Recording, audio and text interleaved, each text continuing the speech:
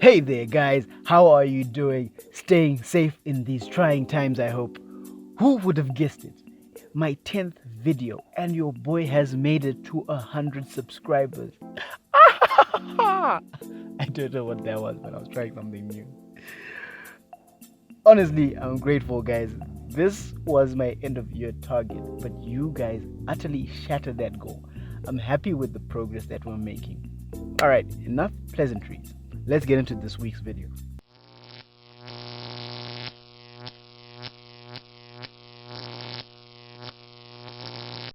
Bruh.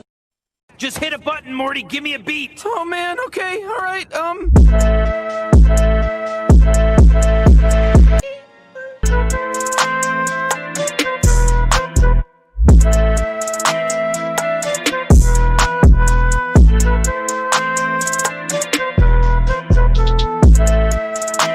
As a 10 video celebration, I decided to draw this pretty boy. Damn, boy! Chris Pine. Let's see how it actually turns out.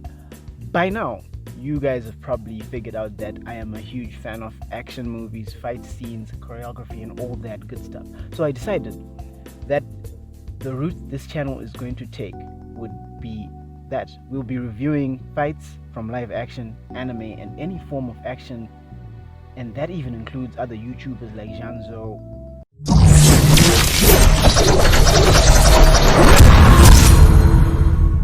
I'm a big fan, by the way. Alright. I know that I was going to start talking about what it is we're here for. Don't leave just yet. I've decided to continue, sorry about that, from where we left off. We reviewed Ipman 3 last time, so it's time, ladies and gentlemen. Rance, in the future editing this video, can you please hit me with a drum roll? Thanks, buddy. We are reviewing the grand finale, Ipman 4. I'm gonna give a short synopsis, and then we step into the beautiful chaos that is the action within this movie.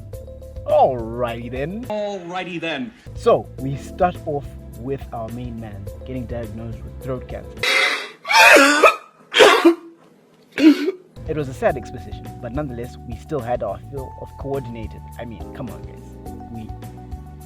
I've said this a lot of times. Say it with me. We had our fill of coordinated violence. So during the past week, as I was writing this weird script of mine, one of you guys actually came to my inbox and told me that they watched the Ipman movies because of my videos. That's what this is all about. You guys joining in with me in my love for chaos that is beautiful. Anyway, let's talk about the movie. So, Ipman, faced with his impending death, right?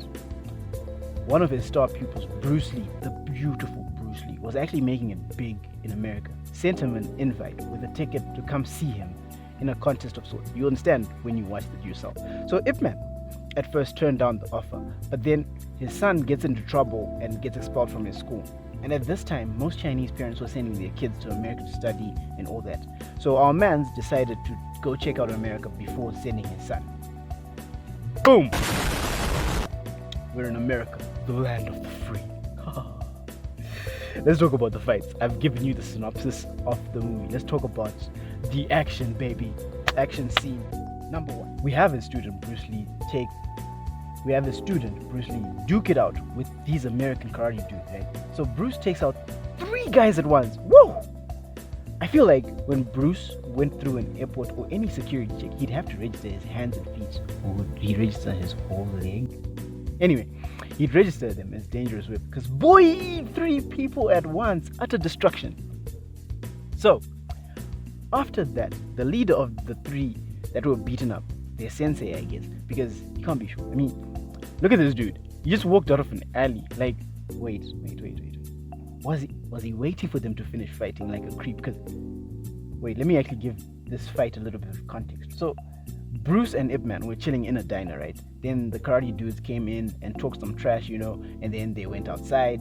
Okay, you're caught up. So my question is, why was this man chilling in the alley? You're like, bruh, that's creepy. So these 2 fight a bit, and may I say, this fight was beautiful to watch. I mean, the back and forth choreography showing that neither side wanted to back down, but you could see that Bruce had the upper hand. This short fight gets an 8.5 on the chaos meter.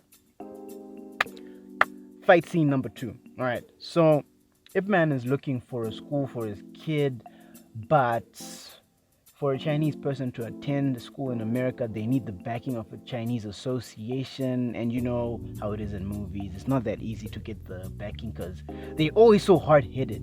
So Ipman, in the middle of trying to get the backing, argues with the chairman of the association. Then a few days later, he saves the child of the chairman from some bullies, right?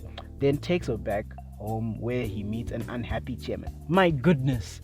So chairman thought Ipman was being underhanded by going around and try to get through with his daughter. Then he decided they should have a duel. If Ipman would win the duel, he'd get the backing. But prior to this fight, when he saved the daughter from the bullies, Ipman got his arm, slammed by a gate, so he got injured. So in the middle of this beautiful exchange of coordinated violence, the chairman realizes that Ipman is injured. And he does the utmost sportsman thing. He puts one hand behind his back. Like, bro, that's so sportsmanship. Anyway, one-handed combat between masters is still beautiful. I need to get better at talking about fights because... Okay, still. We're talking about Wing Chun versus Tai Chi. One being the martial art of relaxing your muscles as you fight both defense and offense at the same time, and the martial art that boasts in its impregnable defense. We didn't get to see the fight reach its epic. English, do you speak it? It's apex of goodness. I'm losing myself. We didn't see the apex of goodness because they were interrupted by an earthquake. That's how amazing this fight was. The earth had to be like, yo, break it up, or else the world as we know it could have imploded from the chaos. A solid 6 on the chaos meter. Fight scene number 3, ladies and gentlemen. It takes place at a festival. American karate dudes raid the festival, and a karate master took the stage and started handing out cheeks to the resident masters. Like, excuse me, Grandmaster Crane, you seem to have lost your bearings and dropped your buttocks. Here you go. I'm an idiot. Alright. I'm calm. So he whipped a few dudes around, and for some reason, Ipman didn't step in to save these guys. But get this, when this lady, when she decided to step in and she got beaten up, Ipman decides to step in. Boy, there's no real easy way to say this, but, look, you're a simp. I'm gonna have to report you back to Cusco.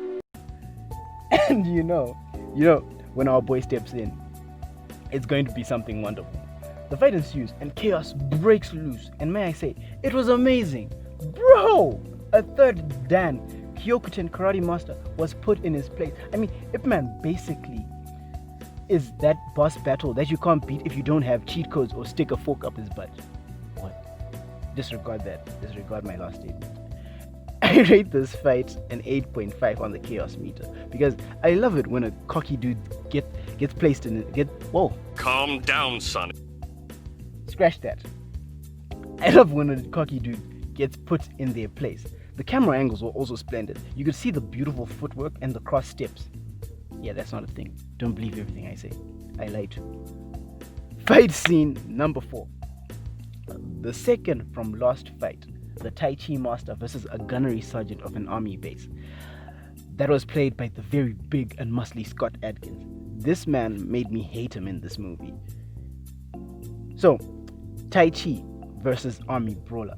In terms of an overall fight, it was good, but I kept getting affected by the racial slurs this movie kept sliding in. But the punches Tai Chi master was pulling were pretty impressive. But in the end, he lost, which brought on the final fight. I gave this fight a 5 on the chaos meter. The action was great.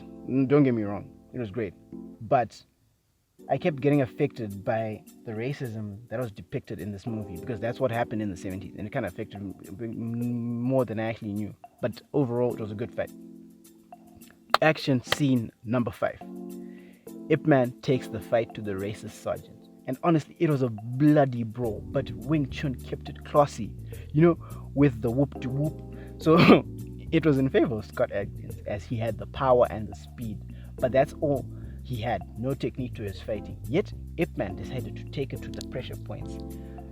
And in the end, he broke the dude's arm. Like, yo! After he broke his arm, he then went for the throat strike. Beautifully coordinated. It gets a solid 9 on my chaos meter, and it deserves it as a final battle to end the quadrilogy. Yeah, I brought the word back after a long time. Alright, that is it for this week's dose of chaos. I hope to see you guys next week again, same time, same place.